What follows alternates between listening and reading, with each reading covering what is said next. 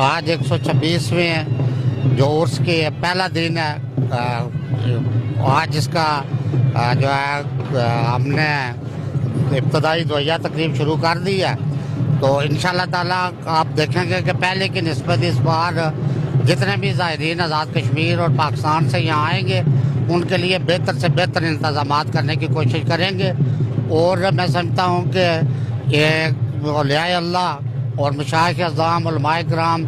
کو اس موقع پہ میں ایک پیغام دینا چاہوں گا، یہ گزارش کرنا چاہوں گا کہ آزاد کشمیر کے اندر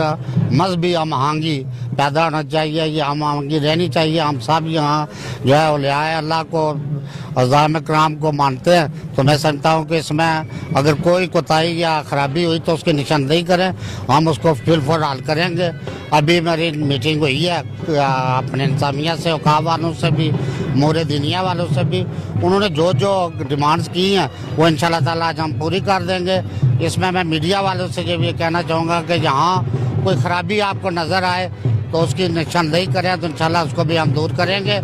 علماء کرام سے میری یہ گزارش ہوگی کہ اس موقع پہ تمام مسالک کے علماء کرام مذہبی ہم آہنگی کو تقویت دیں، پروان چڑھائیں، تاکہ آزاد کشمیر کے اندر پہلے سے زیادہ بہتر ایک مذہبی ماحول پیدا ہو۔ سیکیورٹی کے حوالے سے ذرا تھوڑا سا سیکیورٹی کے حوالے سے ابھی ڈی ایس پی صاحب ادھر ہی تھے، تو انہوں نے کہا جی کہ ہم فل فلیج انشاءاللہ تعالیٰ